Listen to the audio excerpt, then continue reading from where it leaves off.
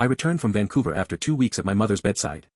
When I got home, I heard desperate banging from the basement. I broke the padlock and found my wife filthy, dehydrated and confused. She had been locked down there for 14 days. I pulled into my driveway after 2 weeks away, exhausted from the red-eye flight from Vancouver.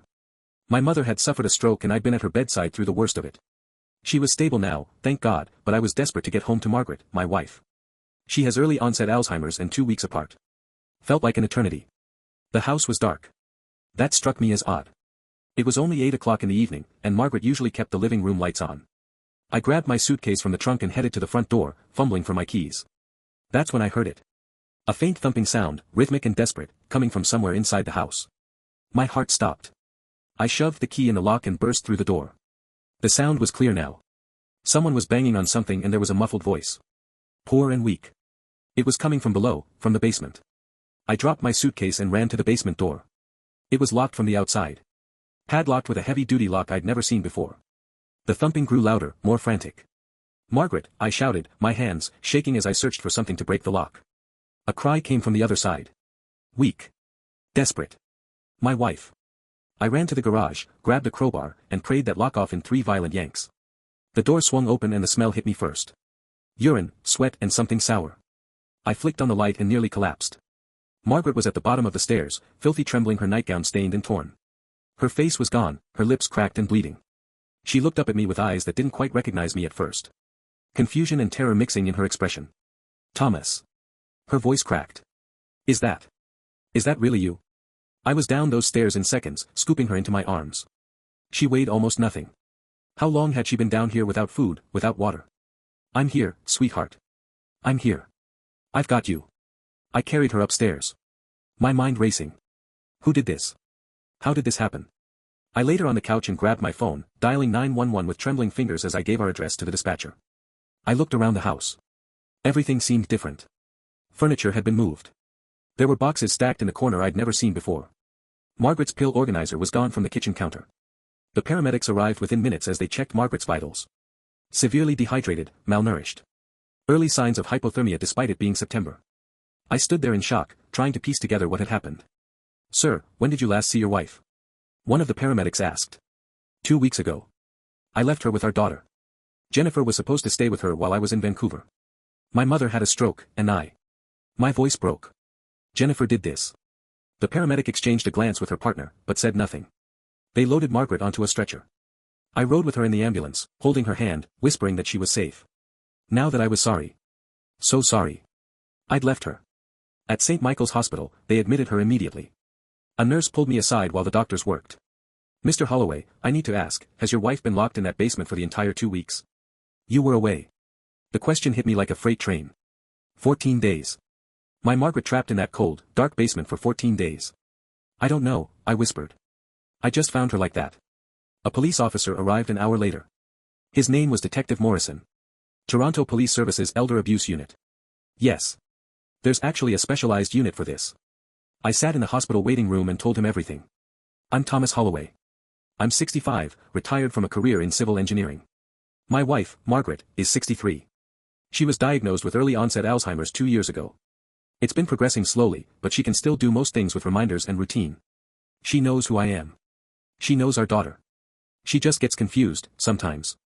Forgets where she put things, lose track of time. Our daughter Jennifer is 38. She's a CPA at a mid-sized firm in downtown Toronto. She married Kyle 3 years ago. Kyle calls himself a business consultant, but I've never been entirely clear on what he actually does. He's always talking about cryptocurrency NFTs passive income streams. I never liked him, if I'm being honest. But Jennifer seemed happy, and that's what mattered. 2 weeks ago, my mother in Vancouver had a stroke. My sister called me in a panic at 3 o'clock in the morning. I booked the first flight out. Jennifer volunteered immediately to stay with Margaret while I was gone. "Dad, don't worry about a thing," she'd said, "I'll take care of Mom. You just focus on Grandma." I was grateful. Relieved. Even Jennifer knew her mother's routines. Knew where all the medications were. Knew how to handle the confusion and the sundowning that came with the disease. I called every day from Vancouver for the first week. Jennifer answered. "Mom's fine, Dad. We're watching her favorite shows. I'm making sure she eats. Don't worry." But during the second week, the calls went to voicemail. She texted instead. "Sorry. Busy with Mom. She's good. Call you later." But she never called back. I tried calling Margaret directly, but her phone went straight to voicemail, too. I told myself it was fine. Jennifer had it under control. My mother needed me. I stayed in Vancouver. Detective Morrison listened to all of this, taking notes. Then he asked the question that made my blood run cold. Mr. Holloway, during those 2 weeks, did you give your daughter power of attorney over your wife's affairs? No, absolutely not. Did your wife sign any documents that you're aware of? Not that I know of. Why?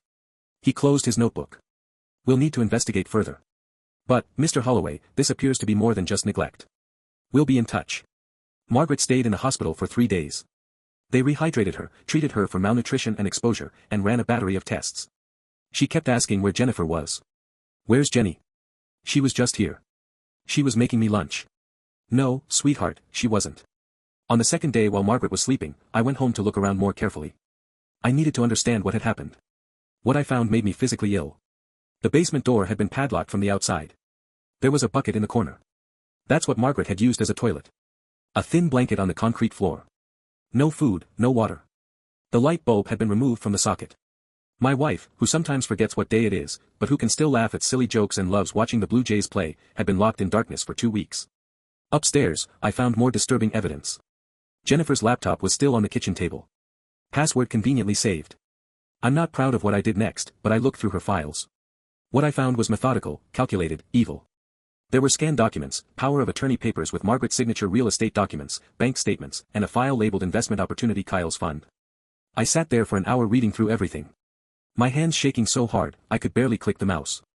Here's what they'd done. The first week I was gone, Jennifer had taken Margaret to a lawyer's office, some sketchy notary in Scarborough. Not our family lawyer. She'd had Margaret sign POHA documents using her Alzheimer's confusion to convince her it was just paperwork for Dad. The notary apparently didn't ask many questions. Margaret's signature was shaky but recognizable. With that POHA, Jennifer had access to our bank accounts. She'd withdrawn $75,000 from our savings money we'd carefully set aside for Margaret's future care. As her Alzheimer's progressed, she'd also taken out a home equity line of credit against our house for another $100,000. We'd owned our home in Leslieville outright for 20 years now. We owed the bank $100,000. All that money, $175,000, had been transferred to something called Thornhill Capital Management. 3 clicks later, I discovered that Thornhill Capital was Kyle's company, a numbered corporation registered just 6 months ago. Its business, cryptocurrency, investment and blockchain consulting. In other words, Kyle was running some kind of crypto scheme and they'd used my wife's confusion in my absence to fund it. But here's the part that made me want to vomit. They couldn't let Margaret talk to me. If I'd called the house, Margaret would have told me something was wrong. Even with her Alzheimer's. She'd know something wasn't right. So they needed to keep her quiet. Their solution? Lock her in the basement.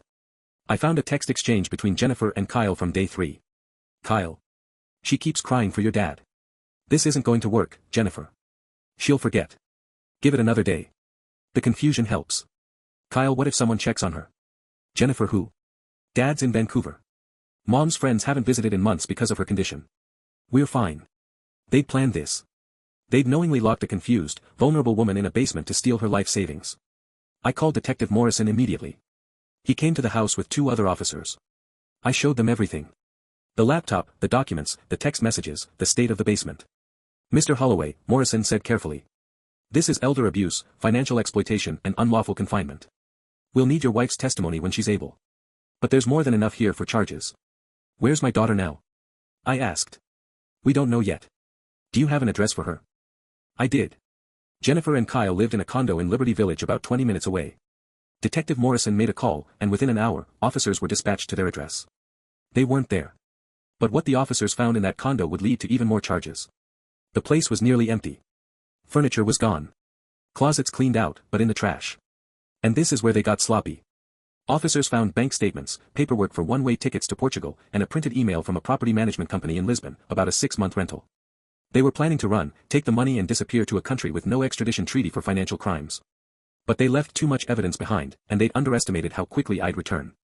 My mother's recovery was faster than expected, and I'd come home 3 days earlier than originally planned. If I'd stayed in Vancouver for the full 2 weeks as planned, Margaret might have died in that basement. Jennifer and Kyle would have discovered her body. Played the devastated daughter. And then on a plane to Lisbon before anyone asked questions. Detective Morrison was blunt about it. Your early return saved your wife's life. That realization that my daughter, the little girl I taught to ride a bike who'd cried in my arms when her goldfish died when she was 7, had been willing to let her own mother die for money. I couldn't process it. The manhunt began. Toronto police issued warrants for Jennifer and Kyle. Their faces were on the news within 48 hours. Daughter and son-in-law wanted an elder abuse case. The media had a field day. My phone wouldn't stop ringing. Reporters, neighbors, people from my old workplace reaching out. I ignored all of it.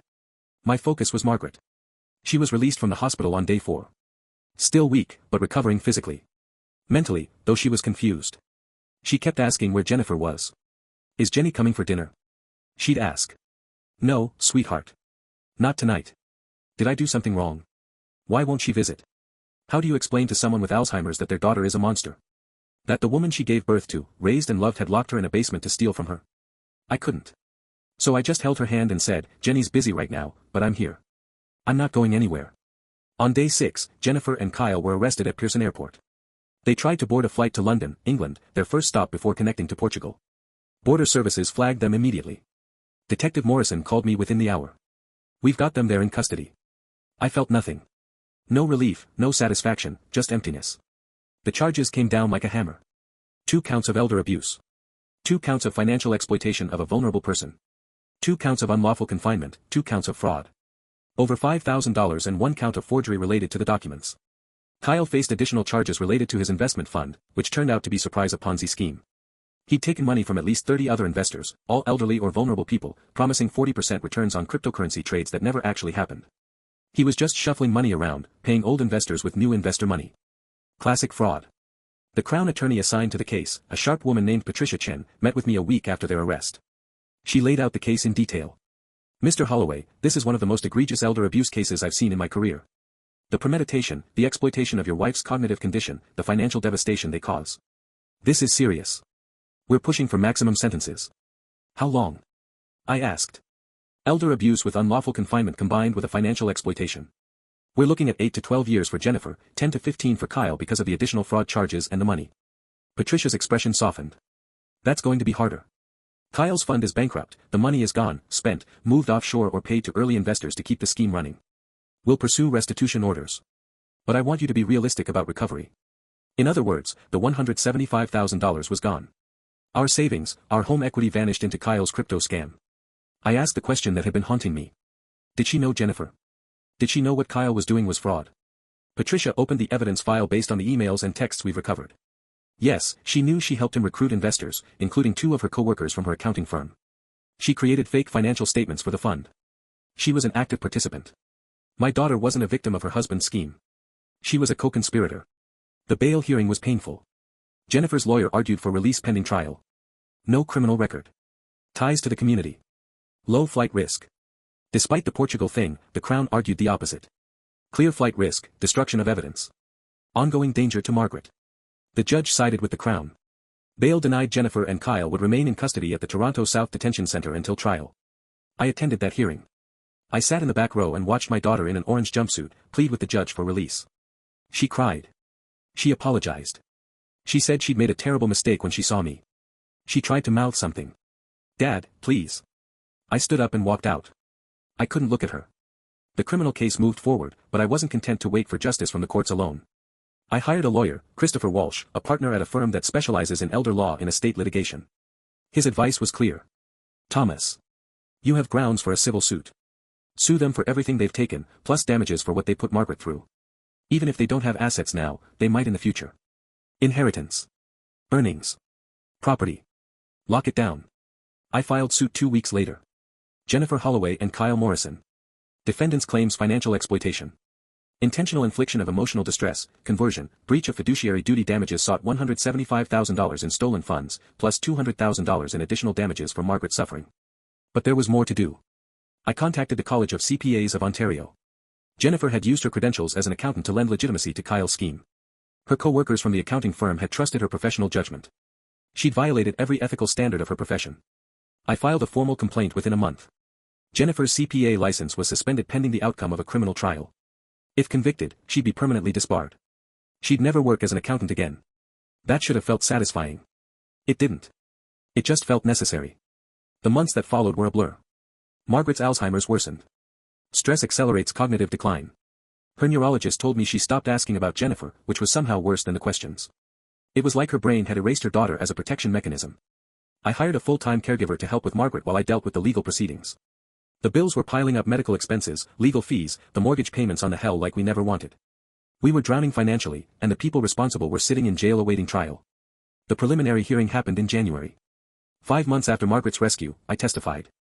I walked the court through finding Margaret, through discovering the documents, through realizing what they'd done. Jennifer's lawyer tried to paint her as a victim, too, manipulated by Kyle, desperate for money, suffering from her own mental health issues. It was garbage, and the judge saw through it. Miss Holloway, the judge said you were a trained accountant. You understood exactly what you were doing. You exploited your mother's cognitive vulnerability for financial gain. There is no mitigating factor that excuses that. The case was bound over for trial. Trial date set for June, 8 months after the nightmare began. But before the trial, something unexpected happened. Kyle's lawyer approached the Crown with a deal. Kyle would plead guilty to all charges and cooperate fully in testifying against Jennifer in exchange for a reduced sentence. He'd testify that Jennifer had been the mastermind. That she'd planned the whole thing. That he'd just gone along with it. It was a coward's move, throwing his wife under the bus to save his own skin. But Patricia Chen called me to discuss it. If Kyle testifies, we have an airtight case against Jennifer. His testimony, combined with the evidence, guarantees a conviction and a strong sentence. What do you think? Well, he served time. I ask. Yes. We're offering 8 years with eligibility for parole after serving 2/3. He'll be in prison for at least 5 years. Realistically longer. And Jennifer, without the deal. She'd face trial.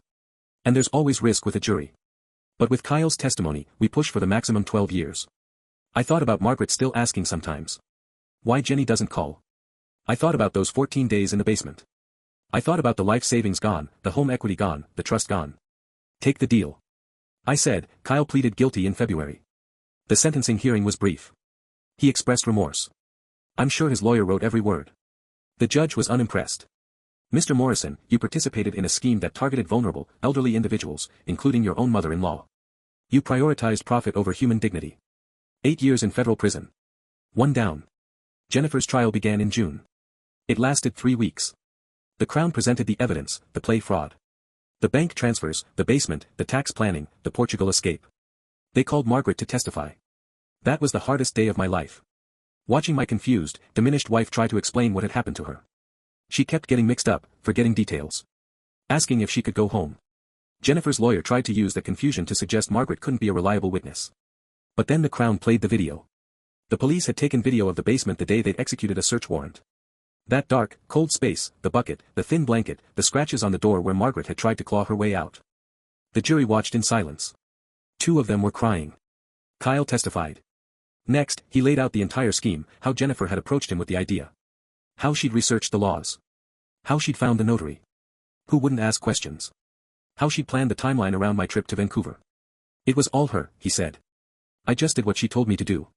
Even if that was partly self-serving, the evidence backed it up. Jennifer's laptop showed she'd been researching power of attorney elder exploitation in countries without extradition weeks before my mother's stroke. She'd planned this.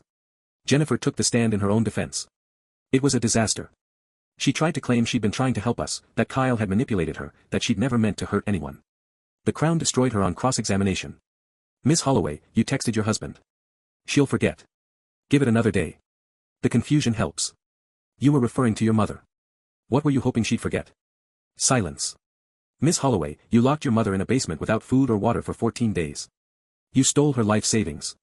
You plan to flee the country, and you want this court to believe you never meant to hurt anyone. Jennifer broke down crying. The jury was unmoved. Deliberations took 4 hours. Guilty on all counts. Sentencing was 2 months later. I submitted a victim impact statement. 5 pages detailing what this had done to Margaret. To me, to our lives. How we'd lost not just our money, but our sense of safety, our trust, our family. Margaret tried to submit one too, but her Alzheimer's made it impossible. Her neurologist submitted a letter instead, documenting how the trauma had accelerated her cognitive decline. The judge read through everything. Then she looked at Jennifer. Miss Holloway, you are an educated, intelligent woman. You understood the vulnerability of your mother's condition, and you exploited it without conscience. You betrayed not just her trust, but every standard of human decency. This court sees no mitigating factors. Jennifer Holloway, you were sentenced to 12 years in federal prison. I exhaled. It was over. But it wasn't. Not really. The civil suit settled a month later. Jennifer and Kyle were jointly liable for $375,000. Of course they don't have that money. The court put liens on any future assets, wages, or inheritance. If they ever have anything, we'll get it. But realistically, we'll never see that money. The restitution order from the criminal case says they owe us $175,000 plus interest. Again, good luck collecting the house. We managed to refinance the hell a lot into our mortgage, but we now have payments for the first time in 20 years. We'll be paying this off for the rest of our lives. Margaret's care costs are climbing as her Alzheimer's progresses. Insurance covers some of it, but not all. I'm looking at possibly selling the house within a few years to afford memory care. Jennifer is a Grande Valley institution for women. About an hour west of Toronto. She'll be eligible for parole in 8 years. Kyle is a Joyce Fellow. A medium security prison near Kingston. His parole eligibility is in 5 years. I haven't visited. I won't visit. As far as I'm concerned, I don't have a daughter anymore. People ask me sometimes if I regret pursuing the charges so aggressively. If I wish I tried to work it out as a family. If I think 12 years is too harsh, here's what I tell them. Jennifer later confused, terrified. Mother in a basement for 2 weeks. She stole everything we'd saved to care for Margaret in her final years. She planned to let Margaret die and flee the country with the money. She did all of this knowingly, calculatedly, without conscience. 12 years isn't too harsh. It's mercy. Margaret doesn't understand where Jennifer is. Sometimes she still asks. I tell her Jennifer is away for work. It's easier than explaining the truth to someone who won't remember the explanation anyway. Last month, Margaret forgot who I was for the first time. She looked at me, really looked at me, and asked who I was and what I was doing in her house. It only lasted an hour before she recognized me again. But it's begun the final stage. I think about that sometimes. How Jennifer stole not just our money, but our time. The time Margaret and I had left before the Alzheimer's took her completely. We should have spent those 2 weeks together. Instead, Margaret spent them in hell. That's what I can't forgive. The money can be replaced eventually. The house can be sold. But those 14 days and all the days after that were stolen by stress and trauma and fear. Those are gone forever. So, no, I don't regret the 12 years. I do it again. Justice isn't about revenge. It's about accountability. It's about saying loudly and clearly that some things are unforgivable. My daughter learned that the hard way. I hope everyone watching this story learns that the easy way. Your family's trust is sacred. Break it and don't be surprised when the consequences break you in return. As for me and Margaret, we're still here, still fighting, still together. That's more than Jennifer wanted for us. And it's more than she'll have for the next 12 years. And honestly, that's the only justice that matters.